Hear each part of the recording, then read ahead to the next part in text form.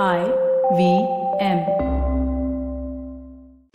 Hi everybody, just wanted to ask everyone for a quick favor. We're running a brand survey right now and would really appreciate it if you could let us know what you think about the advertising on IVM. Go to ivmpodcast.com/survey and do let us know. As part of this, we'll be selecting 10 random participants and sending them some IVM swag, so do fill out those surveys.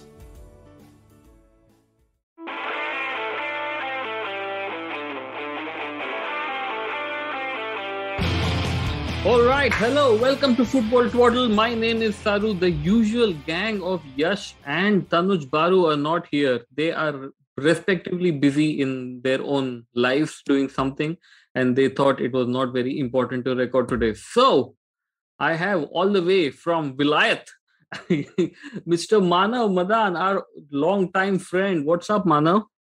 Yeah, hi Saru. Yeah, I'm good. Welcome to the United We Stand podcast. I want to thank my mother, my father, and all my friends. We could not get Sir Alex Ferguson for the second time on this podcast, so we decided to get a Jat substitute, which is Manav. And it is slowly becoming that, Manav. When we did the podcast last year and the year before that, we seem to somehow talk a lot about Arsenal. And whenever Azim came on, obviously we spoke about Chelsea. But this year, there seems to be so much pressure on your manager, Mr. Solskjaer, that every week, whether they win or lose, the entire conversation seems to be gravitating towards, oh God, how is this guy screwing up? You think the guy is genuinely under immense pressure right now? Not immediately. I think he has still time till, say, the second half of the season. I don't think this season anything drastic is going to happen. And I just think it's a temporary thing. And we have seen Solskjaer over the last couple of years or so that he has managed. He always gets this dip in form against average sides. And then when he comes up against the tough sides, he just manages to grind out result. And United's next few fixtures are against the Leicester, Spurs, and including City, Liverpool, all those clubs. So I'm pretty sure he will pass out with flying colours again over the next couple of months. I don't think it is that simple, and I'll tell you why. Yeah. Last 2 years, United fans were basically like, this is our guy. Like, the problem is not him, right? Yeah. But over the last 2-3 weeks, and a group which you and I are very familiar with, which is Manchester United supporters group, Bombay. Yeah. And I every now and then get into the Twitter spaces, which they do after the weekend. Yeah. There is a vocal section of Manchester United fans who are like, dude, this guy is not right. Look at the decisions he's making. Who does not start Cristiano Ronaldo like before an international break? What is he giving? Like, Ole's reason was, I have to manage the time load or playing load. But dude, it's an international break. Why is so there's some very strange decision making going, and they're like, this is the season we should be challenging for the title. We've not played any of the big guns yet, and we were already like on the same points or drop below 2 points, the leaders. And now we have a tough run of fixtures. And if this guy's erratic decision making going, and because the pressure is on him, because he has Sancho, Varane, and Cristiano, right? So there is a vocal group of Manchester United fans who are like, I'm not saying disillusioned, but they're like questioning on whether this guy is the right guy. No, so the thing is, the demand of the fans is totally justified. Based on the fact that, of course, he has spent so much and the money has been spent on quality. Like, we have not spent 50 million on a certain Brazilian midfielder that we have, like Mourinho had. No bad nothing. Brazilian Fred. Pastor Fred is clean. We remember Mourinho, he spent 30 odd million on Lindelof, 50 odd million on Fred, who were probably nobody. We didn't know them before they actually got contacted by the club or got linked to the club. But Varane, Sancho and Ronaldo are marquee signings. So, of course, the expectation from the fan base is, of course, there. But I'm trying to think from Glazer's point of view and the kind of expectation they have had from the club. I really don't think Solskjaer is under pressure from the management. Should he be? According to me, yes. With the kind of squad he has, he should be delivering much better results this season per se. But as I said, I just think it's a temporary dip. We have seen this. This happened in the first season when he managed. Also in the second season, also there are phases when you think something bad is going to happen, and he just ended up finishing second in the league last year and third in the league the previous year. So I think he'll manage again this year somehow. The challenge will be in the cup competitions, including the Champions League, because getting knocked out early, we are already out of Carabao. Uh, uh, Champions League, we lost a very odd game to the side which is expected to finish fourth in the group. We lost to them away from home. So I think the challenge will be there. Premier League, I just think he'll manage. But regarding challenging for the Premier League title this year, I don't really think Glazers are expecting that to happen in the immediate year. I think City and Chelsea are a notch ahead. Both clubs. We'll talk about Liverpool. They are so impressive. It is amazing what they did. The last thing on Manchester United, I want to talk about the Villarreal game. How on earth was that pulled off? Like that was, and I support every team that plays against Manchester United. So yeah. I was like, oh yeah, let's go Unai. And that was like a double thing, right? I wanted to like badmouth United fans and Arsenal fans. I was like, this is my opportunity. And Unai delivered. That first half was cracking by Villarreal. They were so good. Just those idiots couldn't finish the game off. And oh God, I was so disappointed by the end of it. I'm not that disappointed when Chelsea lose also. No, I mean, David De Gea had a special day that Wednesday night. And of course, that, 2 goals out of, I would say, nowhere. I mean, Alex Telles one was of a set piece. And Ronaldo also, just a good ball in. Jesse Lingard manages to find his Tudda from somewhere. And then Ronaldo does what he does best, that is score goals. So, that win was sort of lucky win, you can say. But yeah, a win is a win, and 3 points were pretty important, especially because that game was at home. Now the next couple of fixtures in Champions League will be very interesting. A struggling Man United versus Atlanta.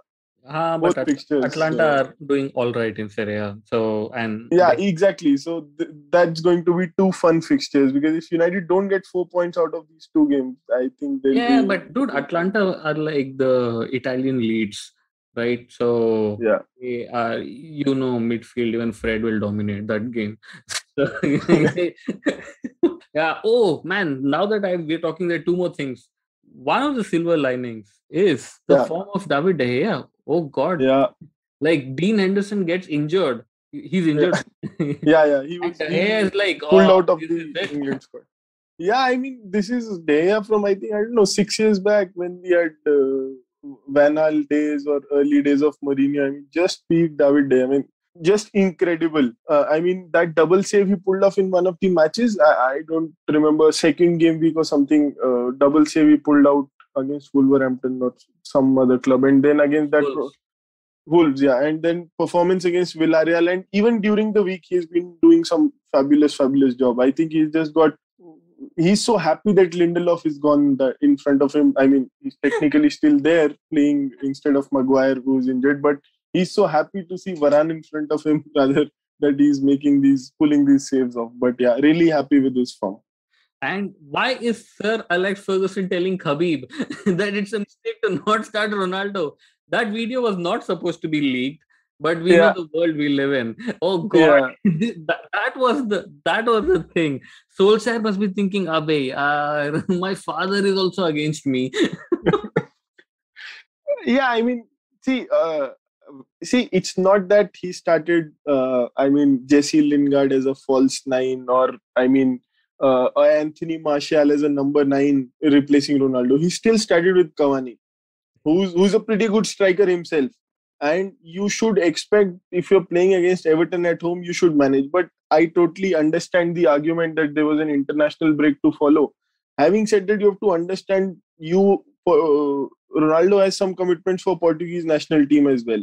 The week that Ronaldo flew into Manchester after his transfer, he had got I think multiple yellow cards in the previous game, so he missed an international fixture and came to Manchester early to train. So you had some sort of arrangement with the Portuguese national side that please release him early.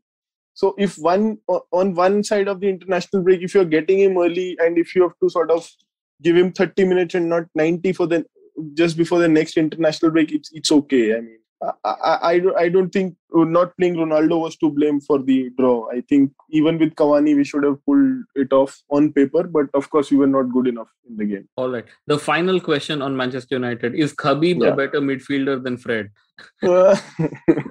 I think anybody would be a better midfielder than Fred right now. We could even ask Usain Bolt to come and play, and even he would do. It's not a Pima team.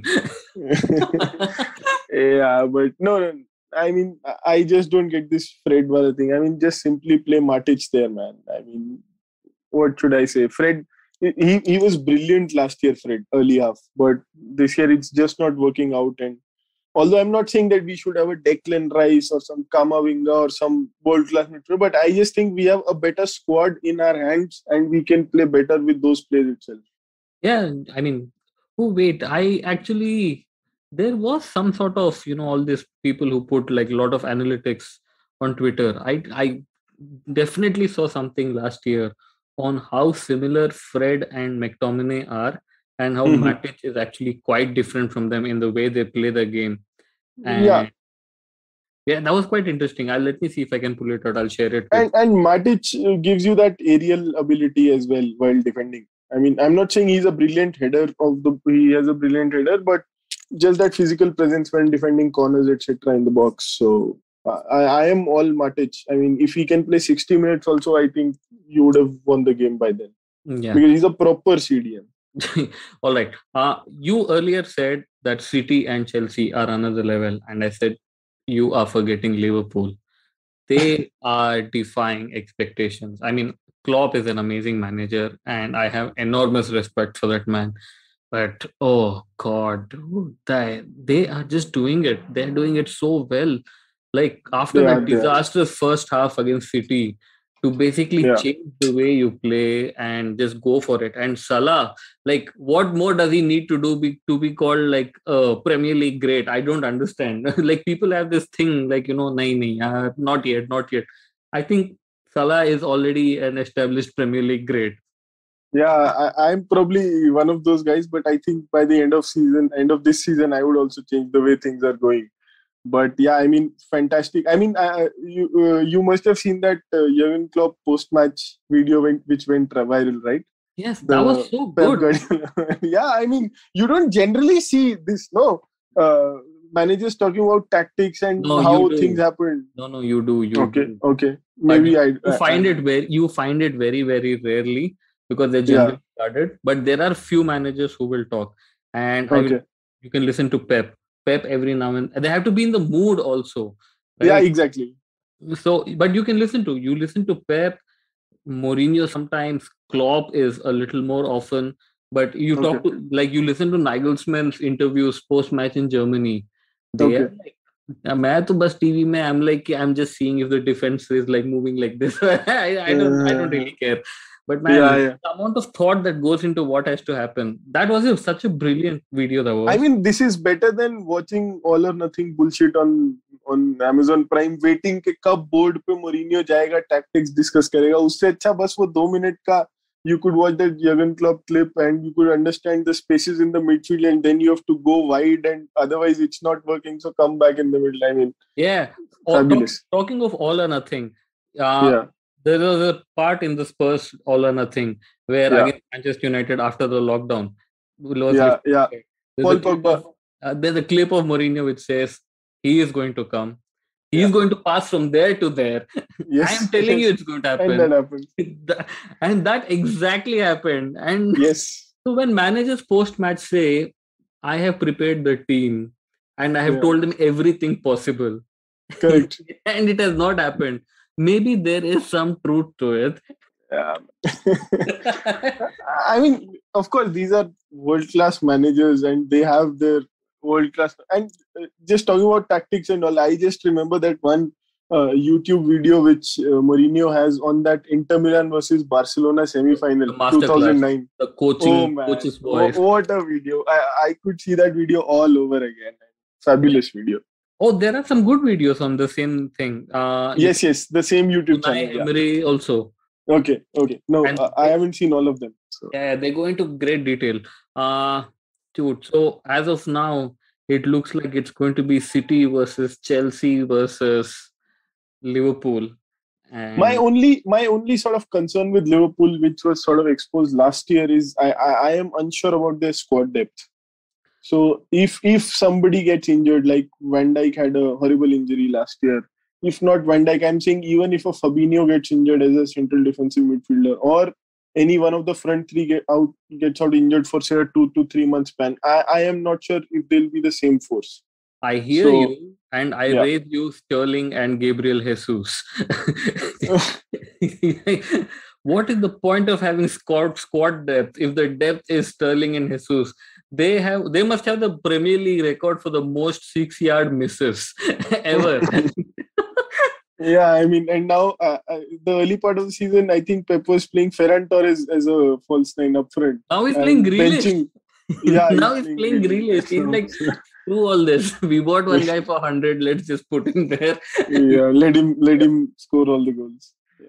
Man, but yeah, I hope this continues because it's been quite some time since we had an really exciting Premier League. When I say quite some time, 2 years, because I remember exactly. City 99 and Liverpool 97. 90. Yeah, that was fantastic. Yeah, Chelsea are doing good. I mean, they had a 3-1 win over Southampton. I think if not for that red card to Ward-Prowse, I think the game was going pretty level. Saints had come back into it.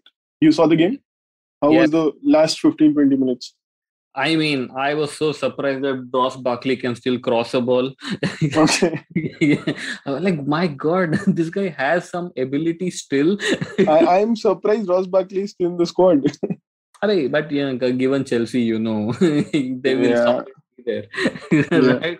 But, and the minute Aspie did not try to cross it, but, like he did like on ground cross. He didn't try to go for a header cross. And I knew, acha, ye to goal hone wala hai. But the third goal, Lukaku hits the post. Then something happens. I think it was Azpilicueta, if I'm not wrong. And then finally, Ben Chilwell. I love that guy. He is so good. And I would any day put him over like Marcos Alonso. He scores a goal. Things are going fine. Things where, for whom things are not going fine. Yeah. Munoz of Watford. Oh, okay. Yeah, until last week, you could say Nuno of Spurs also. But yeah, now the Nuno of Watford. Poor guy. I mean, if you take a poll of last 5 years, if there have been like 84 Premier League manager sackings, 61 must be of Watford managers. Why? Like, they're the only team which tries to change a manager 4 times a season. Yeah, I mean, until say the last time Watford were there, I always used to think the problem is Troy Deeney. देख के उसको ऐसा लगता था he would have had some problem with the manager, and he's sort of a fan favorite. He's the captain. He scores goals. Must be management sure, and because of him, the manager is getting sacked. Now, to even Troy Deeney is not there, and now even the managers are getting sacked. So. But you can always spin a story 2 sides. The other side could be, look at this club being proactive. They knew something was not working in spite of being 15th on table. They went ahead and they changed and got dilly ding, dilly dong. You get a Premier League winning manager. Yes, imagine. Watford has there are only 3 Premier League winning managers now. So it is Claudio, Pep, and Klopp. Jurgen Klopp, yeah. Interesting, very interesting. So I think, my kick-ass analytical mind says that Watford are now favorites, one of the favorites to finish in top 4, because that's how I work. Like, they got a Premier League winning manager, right? Top 4 to banta hai yaar, come on. Very good. And by the way, what's this news going around with respect to Saudi takeover of Newcastle getting completed? I think something is going on for so like, oh Steve God. Bruce is waiting. कब पैसा आएगा? But why would Steve Bruce think that he will be in charge the minute the takeover happens? Exactly. He's on a 6-week clock. He will wait for his severance pay. It Yeah. is if some 84th cousin of the third in line to Saudi's throne buys Newcastle. I genuinely don't understand. Suddenly there's like a lot of people saying like, what is the moral standards we have? Like if you allow Saudi to take over, Arey bhai, then sell City now. What are you doing? Exactly. then say no to Champions League because Gazprom is there, or Correct. Qatar. Yeah, don't go to Qatar for the World Cup. Why are you going? Exactly. Ghar pe baitho. Like the line is, there's no line anymore. It is politics and Correct. football are mixed left, right, center. Absolutely. You have to basically live with it. So there's nothing we can do. But I don't think that's happening anytime soon. I've heard that for 2 years now. I think the main problem. I think we even did a podcast, no? Yeah, exactly. I was so If proactive the- then. I was like, Saudi is buying. Let's just talk Riyadh FC. Nothing happened. But I think the main problem is this: that Saudi guys want to pay 200, and Mike Ashley wants 350. It is pretty Yeah. much that, and he's not going to do anything with the club till he gets his money. So if the Saudi guys want to cough up a little more, they probably can. But I think Premier League has to say okay, which I think they will. They can't piss off a country. Yeah, of course they will. And until Then then, half the real estate projects will get stopped in that country. So yeah, until the time it doesn't happen, we'll see Alan San Maxima and Joe Linton running down the wings. which I'm not at all opposed to it. I think Yeah. they are quite. ASM is pretty good. I mean, he looks like an Adama Traore with brains. Sure, no, I think they're the same. It's just that whatever he touches, like it is turning into gold.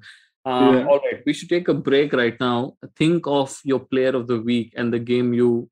I don't know. This is international weekend, so what crappy international game are you going to? We had to like do a segment on the game of the week to watch. So think about that. Stay tuned to Football Twaddle. Hey everybody, it's been a great week on the IVM Podcast Network. On the Edges and Sledges Cricket Podcast, Ashwin and DJ dive into all the major scoops from the first week of the IPL's 2021 second leg. They talk about the Indian women's team beating Australia in the third ODI, breaking their winning streak of 26. On KBCD, Farhad and Sunetra are in conversation with mental health practitioner Unnati Bharadwaj. They discuss loopholes in the mental health industry, especially for queer individuals, and how to come out safely to friends and family. On All Things Policy, Priyal Dalmeda and Ruturaj Govekar discuss the rationale behind booster shots. On Hans Vani, listen to an intriguing story called Aankhein about how our eyes see everything and yet sometimes fail to grasp reality. And on the Life Manifesto, Zarina talks about the implications of burnout. Do follow us on social media. We're IBM Podcast on Twitter, Facebook, Instagram, and LinkedIn. And remember, if you're enjoying this show or any other show for that matter, please do tell a friend. And finally, we'd like to thank our sponsors on the network this week: Cred, Bank of Baroda, Quarter, CoinSwitch, Kuber, and Inter. We appreciate the support. All right, welcome back to Football Twaddle. It was an exciting weekend in the Premier League, and it was a very exciting weekend in La Liga because a team I support in La Liga, Atletico Madrid, basically destroyed Barcelona, and Suarez scored a goal. So I should say, Mana, things are going my way this season. The 7 games we have, the teams I support, the people I want to like, they're all doing all right. So, I may be a very happy man by May. Good going. I mean, so how do you define being a happy man? You want Chelsea to win the Premier League or the Champions League again? I am beyond all that. मेरे को घंटा फर्क पड़ता है. Okay, so you just want Jorginho to win another Ballon d'Or. That's it. I want him to win first one before he wins another one. Sorry. Yeah, I mean, I was referring to the one he got during the Champions League draw, but yeah. And my stated position is I would be happy if Chelsea finished second. So, okay. So yeah, if we win, it's a bonus. Imagine Ross Barkley is also Premier League winner. Harry Kane will go like he will just like drown his face somewhere. Isn't Ross Barkley already a winner with Conte, or was he not in the squad then? I am not sure. I am not too sure. I have not followed Ross Barkley's career since his debut with such keenness. Yeah, he was with Aston Villa last year on loan, right? Yeah. Remember him in the 7-2 game against Liverpool. I know. But poor Kane, man. I feel bad for him. I mean, I don't want to really. We already spoken about it. But imagine like Yeah. Ross Barkley also is winning Premier League. Tammy Abraham played like 4 minutes of Champions League and got the winners medal. कहीं तो चुपता ही होगा ना कि यार like what is this? All right. Who has been your player of the week? Let's get into that. Who has been your player of the week? I mean, having scored that goal, I think we have to pick Mohamed Salah. I mean, as much as I hate Liverpool, but I have to pick Salah.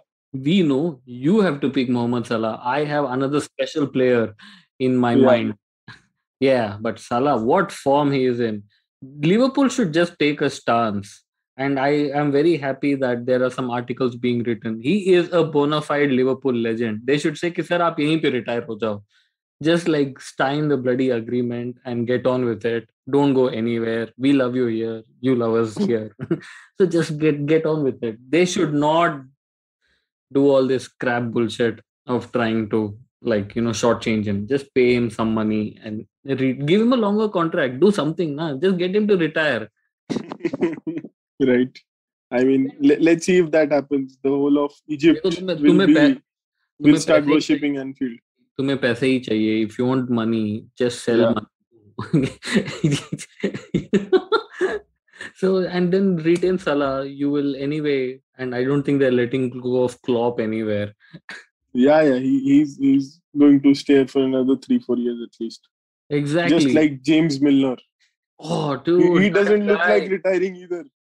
I mean, I thought he will retire while taking a red card during the game. Both didn't happen. How did he even stay on the pitch? What the hell? I mean, that reaction of Guardiola with, who was it? Clattenburg, or who was the official touchline? But but James Milner, God, dude.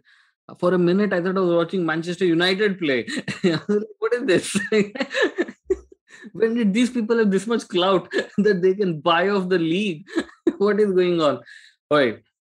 So obviously Salah is your player of the week. My player of the week is a South Korean. And no, it's not Heung-min Son. It is Hwang Hee-chan. The Wolves guy? Yes. Okay. And from when Hwang Hee-chan started playing for Wolves this season, he's a decent player, first of all.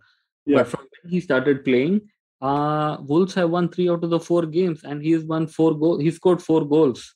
So I'm telling you, and he's a Red Bull product, so he knows basically how to press. He was at Red Bull Salzburg, and then he moved to Leipzig. Leipzig में तो कुछ खास किया नहीं है, but I think he's been trained in the Red Bull ways, right? Okay. So he knows the concept of trying to press and trying to close down spaces. But the greatest revelation is that he is like getting back to some sort of Salzburg form, and he scored like 3 goals in 4 games. Wolves started playing well, but they were not really winning. And now they were good in the first few games also, including the one against Man United. Yep, but not amongst the points. Yeah, they won 3 out of the last 4. So he is my player of the week. I think he is someone to look forward to this season. And I'm sure. I genuinely I've been following Wolves for some time now, so I do keep tabs on them. So I will update the Hwang Hee-chan thing going on. But yeah, he is my player of the week. All right. So let's get to what game do you want to watch on the weekend? I am definitely not going to watch any. So next week's podcast is going to be a challenge. But if there is an game to watch, Manav, what are you going to watch? So actually, there are the UEFA Nations League, the tournament that nobody cares about. That tournament has its semi-finals this week. In fact, today. One of them is, while we are recording this podcast, it's Italy versus Spain. And other one... You're getting me excited for this tournament now. And the other one, which would be my game of the week, would be Belgium versus France, which is tomorrow night. You mean the La French derby? Yeah. Belgium versus France. Yeah. I mean, I really don't know. Is that also Nations League? Yeah. These are the 2 semi-finals. Wait, so if just refresh my memory, Nations League has some 28 groups, and then every group has a winner and they move up, right? So these so there are teams that is groups the and then subgroups, and then there are ultimately I think 4 groups, and one the best team amongst the 4 groups come up and play the semi-finals amongst each other. Oh, so the final is what I remember. Even I'm not like 100% sure. But and I think Portugal won this tournament the last time. Yes, that I remember. Because people like you basically made a certain someone the GOAT, because he was like standing around giving Euro bhi jeet liya aur UEFA Nations League bhi jeet liya. Exactly. So such fallacious arguments is what I heard. I remember that. That tells us how useless this tournament is, and even then we're picking our game of the week from this tournament. No, I mean the games you said, to be honest, are like good games, right? And if they're good games, but I don't know if if they're going to play with full strength. Is everybody available? Dude, you're asking a person who's definitely not going to watch any football over the weekend. No. The only thing is that, of course, these matches would be played within Europe, so I'm sure the availability and COVID travel issues are not there, which were there in, say, a South American continent or something. So everyone should be available. So I'm sure Fred will miss his flight and not play for Brazil, but still do 14-day quarantine. I mean, at some point, I think, you know what we should do next week, if you're available? We should take such bizarre moments which have happened, which have made no sense at all to anyone, and try and go through like what actually happened. Let me actually do some research on the weekend. All right. Sure. So I am going to, let's say the Nations League semi-finals are the games to watch. Is India playing? I think they must be. We need to call our friend Mr. Baru. Or I can just Google right now. India national football team. They're playing Sri Lanka 7 p.m. I think these matches are happening in Maldives. At SAF Championship. Oh. Yeah. Okay. Yeah. So, I think this is being conducted in Maldives, this tournament. Yes. So India is playing Sri Lanka tomorrow, which is a Thursday. And then Nepal and India are playing on Sunday. And Sunday night. Yeah. And India and Maldives are playing at 9:30. I would choose Nepal versus India. And I would say go Chetri. Are we calling it the Momos Derby? Well, you're excluding China and Hong Kong. I don't think that's an advisable thing to do. Or, do they know what momos are? Or is it an Indian thing? No, it's just dim sums. Oh, yeah. Dude, we wrote an article on momos, like on Saturday in HT Brunch. And momos are a very Nepali creation. Absolutely. Of course. They are, it's a Nepalese dish, if that's the right word. Yeah. Correct. Both of us maida, like, so no refinement, nothing. Like dim sums. Just maida wrapped around cabbage and like. Yeah. Or dumplings. Yeah, so dumpling and like, dim sum, they have this gravitas. Momo kya hai? वो fine dine में वो मिलता है और वो Schezwan वाले truck पे वो मिलता है. The only thing I would steal from a momo truck is the Shezwan, not the momos. I will take the Shezwan and go eat dim sums. All right. Have you been eating any momos, dim sums? Like, what are you eating? So the food is a little bit of a problem here. So I'm eating rice with anything and everything which they give. So right now, we'll still take some time to get accustomed to the cuisines here. Yeah. So the real Chinese cuisine. Yeah, it's right now it's pretty much a rice-based diet with something you don't need to get into. What are you eating? Just eat it with the rice. So just eat it and shut up. And how many more days is your quarantine going on? So I am going to be in quarantine for another 15 days, and then I have to self-monitor for another week when I can't venture out. So imagine Lewis Hamilton was leading the championship when you went into quarantine. When you got out, like Max is leading by 40 points. Yeah, you never know what will happen. And of course, you earlier talked about Red Bull teaching players to press. Yes. So, let's see if Sergio Perez has learned something from the Red Bull school of coaching. He will. He's going to teach Red Bull guys that you can finish 5th by starting 20th. You really don't have to take load. All right, Mana. Very nice talking to you. Have a time in your quarantine, and we see you soon. Sure. Thank you. Bye-bye. All right. Bye-bye. Take care. And bye-bye, listeners.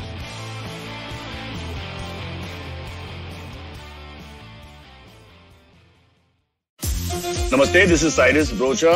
I am part of the government cancel culture program to remove rubbish off all the different streams available. So what we have is all the collected rubbish we put together on our show. It's called Cyrus Says. It's on IVM Podcast. You have to watch it and listen to it. It's on our app. It's on our website. It's on the YouTube channel. It's on Facebook. There are many different ways. Don't bother me and ask me how. You have to find out. We talk to different personalities. Many of them are known. Some are just people we meet downstairs and invite them up for chai. But the point is, it's fun and it's very therapeutic. So please join in and listen to Cyrus Says.